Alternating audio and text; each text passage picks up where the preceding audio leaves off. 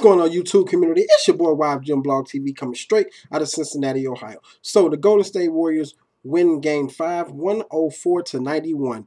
Now usually, throughout history, the team who wins Games 5 that go 3-2, they usually win the NBA Finals.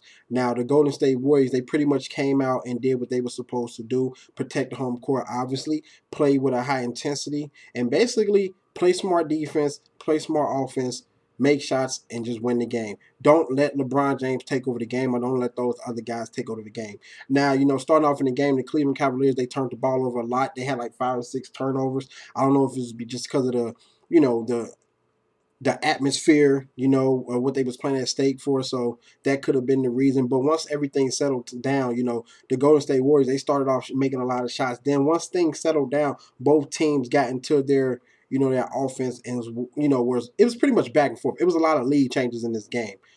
It pretty much took up until till the fourth quarter when the Golden State Warriors was able to break out.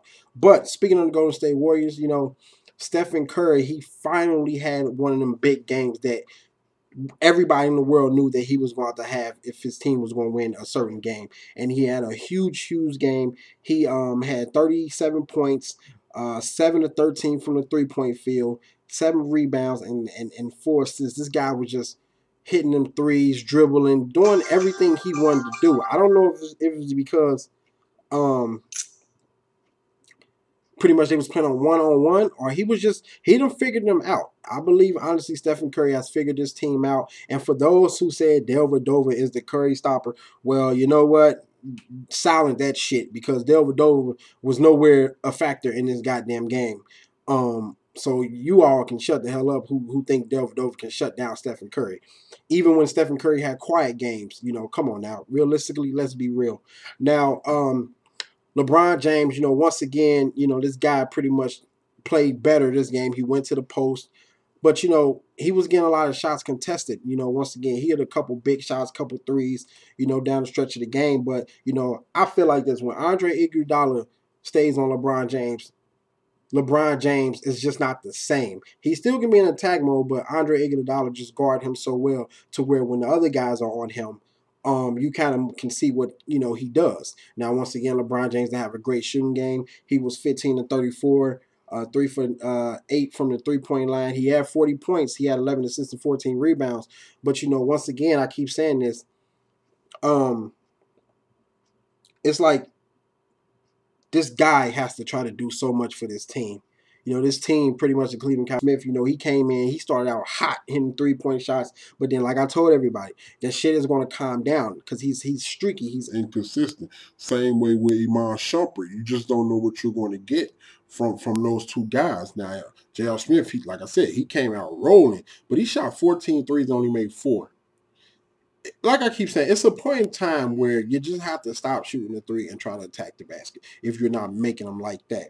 Same way I said about Stephen Curry. If Stephen Curry, is not making his threes, then he just need to relax, calm down, and hit some 2-point shots, which that's exactly what he did. He mixed it up this game. It wasn't all just 3-point shots. But if you're going to have open looks, and we know Stephen Curry is one of the greatest shooters and can create his own shot off the dribble, he's going to shoot it. Now, both teams, a lot of, Golden State Warriors, they got to the free throw line a lot, 20 of 34, shot 58%. Cleveland Cavaliers was 15 of 21, shot 71%. Some may say the referees cheated for the Golden State Warriors, but like I said, when the Cleveland Cavaliers win, nobody has shit to say. They just shut the fuck up and be talking all that shit about the Golden State Warriors.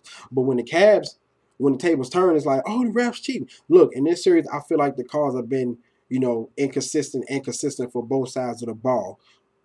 It's not the Warriors' fault that, the Cleveland Cavaliers, they really only have one player that attacked the basket, and that's LeBron James. Now, like I said, don't worry, Cavs fan. I'm pretty sure the refs are going to cater to the Cavs fan in Game 6, But Golden State was 12 of 26 from the three-point line. The Cleveland Cavaliers was 12 of 35. That just shows you how much they shoot the threes. Now, the Golden State Warriors, they did something that I said they needed. They need to run. They need to get fast break points. They had 18 fast break points to the Cavs 3 fast break points. Points in the paint was pretty much equal, 38 against 34. Both teams, they didn't turn the ball over too much. Golden State Warriors turned the ball over 16 times. They had 25 assists. Cavs had 27 assists. The Golden State Warriors actually out-rebounded the Cleveland Cavaliers 43-37.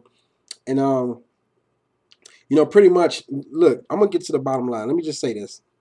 And I know some may be mad at what I'm about to say.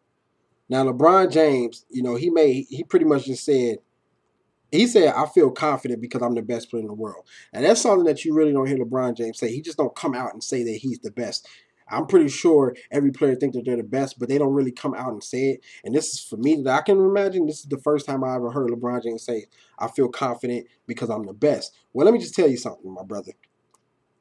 You could be the best in the world, but if those others don't show up, it really don't fucking matter. This dude led the team in everything, in assists, in rebounding, in points. You cannot win a game if you're going to be the only one leading everything, especially when you playing up against a firepower team like the Golden State Warriors, where 10 players can come in and contribute and help and get in the double digits. Like, it's going to be hard to beat a team like that.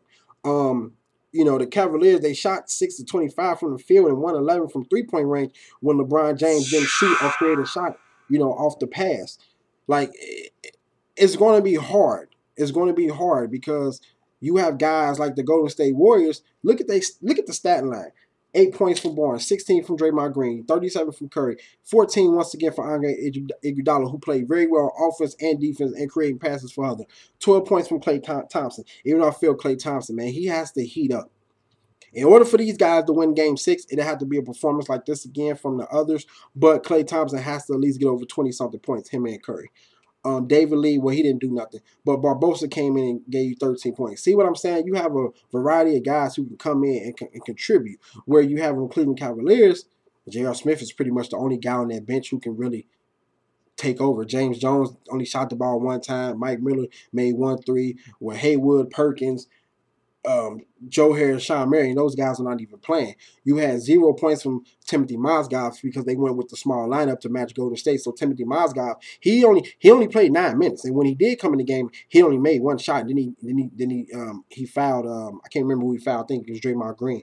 I don't understand why he wasn't in the game. I understand they try to go small, but this is one of your best inside scorers, Timothy Mozgov. So I'm pretty sure he's going to play more next game. If not, hey, who knows?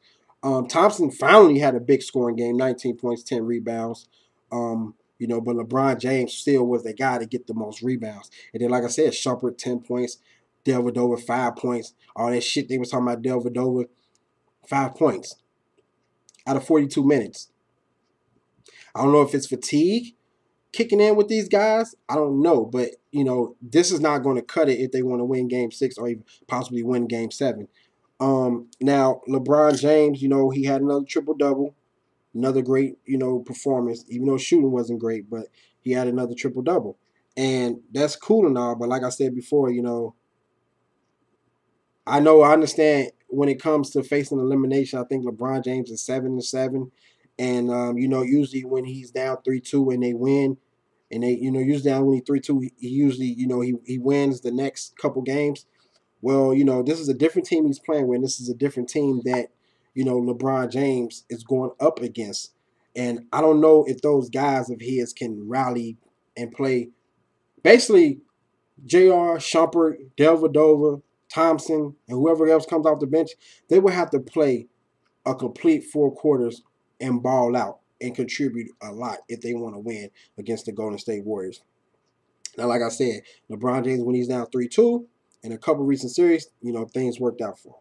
In 2012, conference finals against the Celtics, won. 2013 against the Spurs, won. So I don't know what's going to happen, but I just honestly feel like this is just, I don't know. A lot of people are saying that Cavs are going to win in 6, and that could be true because some people are saying, y'all know it's rigged. It's going to be 7 games. It's too much money. This is the most watched finals. I don't know. I hope that's not the case, but I will say this. I know it will be hard.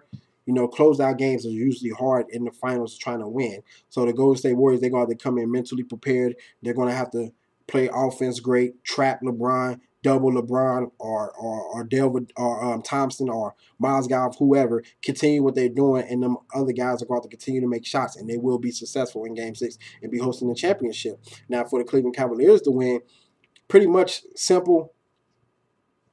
The others just have to make shots for a consistent 4 quarters. That's all they can do. Because like I told people, what all do y'all, LeBron has been damn near averaging 40 points.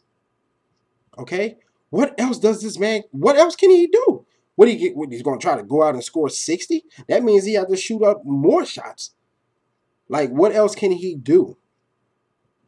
I don't know. I don't know, man. I don't really know what else this man can do to order to carry his team to victory. But if those others don't show up, the Golden State Warriors, they will be hosting.